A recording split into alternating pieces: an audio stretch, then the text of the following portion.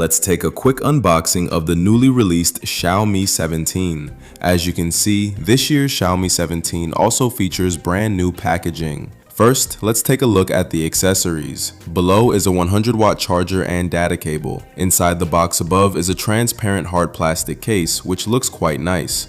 Let's take a look at the phone. The color in front of me is called Snow Mountain Pink, a very light pink. The back panel and middle frame are both matte. The rectangular lens module in the top left corner remains. However, unlike the previous generation, the color of the lens module on the Xiaomi 17 matches the body color, no longer being a solid black. The entire phone weighs only 195 grams, but it feels quite substantial in the hand, with a very solid feel. Here you can see the 6.31-inch flat screen with 1.18mm black borders and very rounded edges.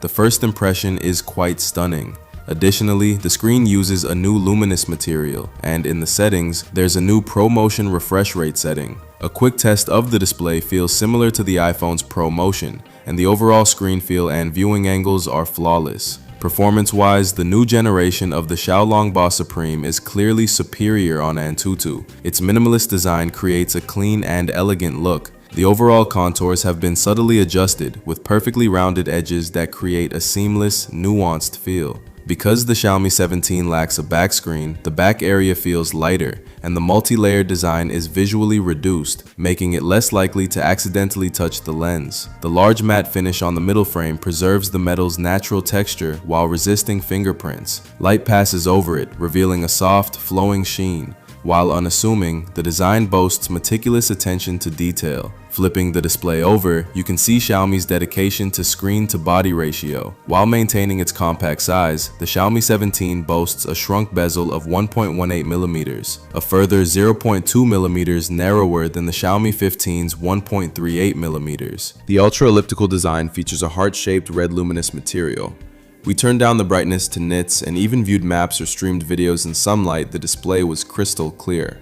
Power consumption is excellent, allowing for brighter, longer viewing times on the same battery. The CMF 2025 multi-frequency color matching technology, dual dimming scheme, and intelligent color temperature matching are truly user-friendly, minimizing color cast issues when viewed from wide angles. Even when viewing the phone from the side, there's no noticeable color distortion, and DC dimming is the default global setting. This generation of screens truly combines performance with user experience.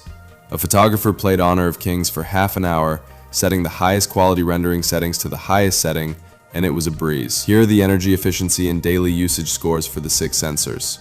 As you can see, the temperature control system maintains the highly acclaimed Leica Summer look. This uses the new Light Hunter. The 950 sensor has a larger base and an aperture of f1.67, allowing for more light.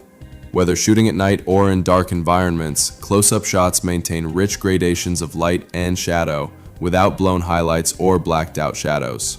The telephoto lens utilizes a 1/2.75-inch Samsung GN Penta sensor with a floating f2.0 aperture. Focus is achieved through floating lens groups, enabling a focus range from 10 cm ultra-close macro to infinity.